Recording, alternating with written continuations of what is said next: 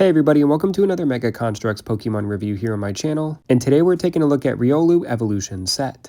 This set comes with 131 pieces and is recommended for ages 7 and up, and it features two Pokemon, Riolu and its evolution, Lucario. And we're going to kick off this review by taking a look at the first evolution, which is Riolu, who I think has a fairly decent design. You can see he has some printing there on the chest, but my favorite part about this Pokemon personally has to be the overall shape and design of the Pokemon's head. You can see some printing on the back of this Pokemon's hands, and I do like the inclusion of the yellow ring around Riolu's neck because it's very accurate to the Pokemon's design.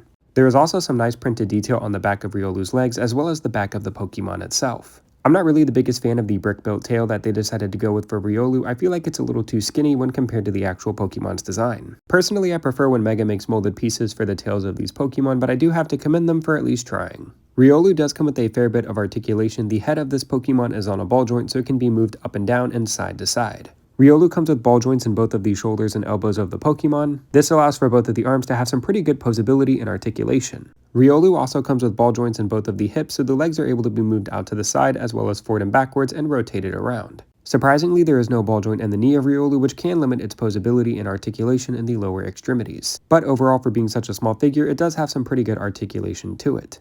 Having this articulation can allow you to put Riolu into some pretty cute looking poses. The next Pokemon we're going to talk about is Riolu's evolution, Lucario. And for me personally, I have some pretty mixed feelings about this Pokemon's design. There are some things that I like about Lucario and other things that I think could have been improved.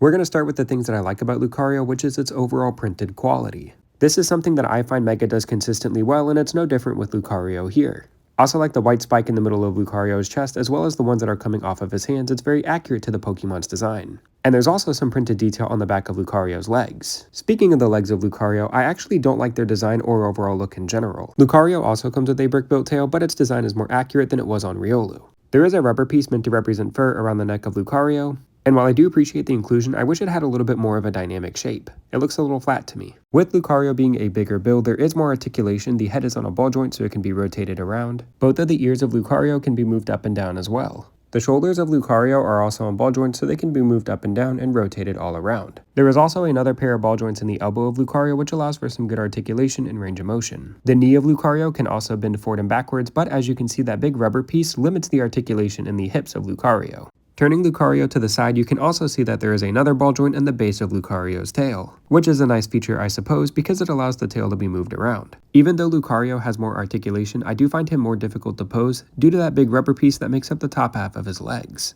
With the Pokemon out of the way, we're going to talk about the very small and simple environmental build that comes in this set, which I assume is meant to represent an arena or a dojo due to these being fighting type Pokemon. There are 3 lights found at the top of the dojo wall as well as these reddish-orange fence type pieces. The wall of the dojo itself is a tan color. There are some light gray plates that make up the floor of the build, and there's also this really simple brick-built plant in the corner.